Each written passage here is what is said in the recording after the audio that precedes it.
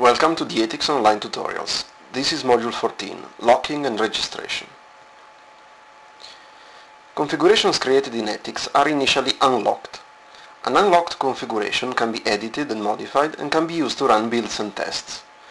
Once a configuration is ready for release, it should become read-only, so that no further modifications can be done and its reproducibility over time can be guaranteed. The operation of making a configuration not modifiable is called locking. Configurations can be locked using either the ETICS web application or the ETICS command line client. It is possible to lock a component, subsystems and project configurations. When a project or subsystem configuration is locked, also all their unlocked children are locked. A configuration to be locked must have only locked dependencies, otherwise its build may change after the locking. If a configuration is locked and one or more of its dependencies are not locked, ETICS warns that locking cannot be done.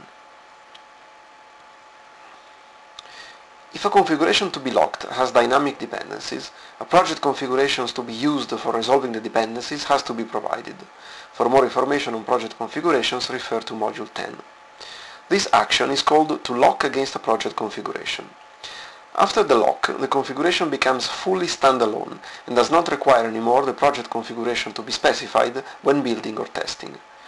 It is possible to build a locked configuration using a different project configuration using the ignore locking option.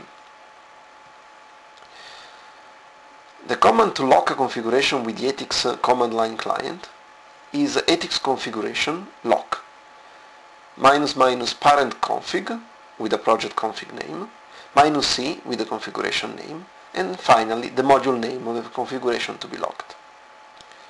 This action requires the user to have the appropriate role or roles on the configuration to be locked.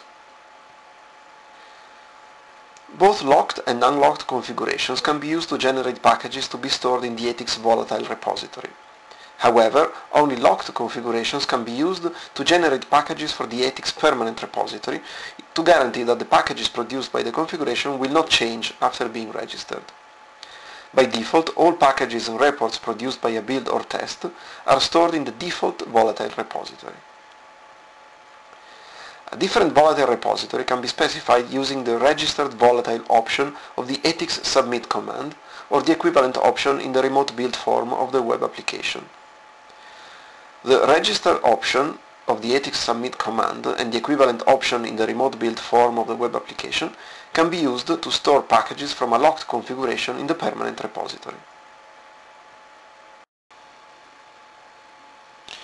To lock a configuration using the web application, it is necessary to select the configuration to be locked and select the lock button or the lock entry in the context menu.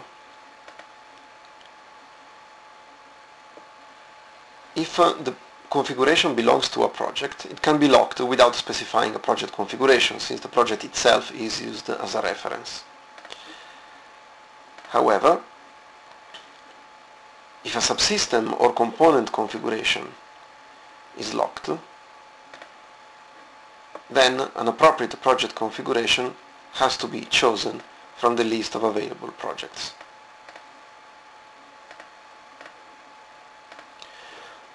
Once a configuration is locked, its icon is modified and a small padlock appears overlapped to the standard icons. In addition, all the actions that would allow a user to modify the configuration are now disabled, which can be seen by the fact that all icons in the toolbar or in the context menus are grayed out.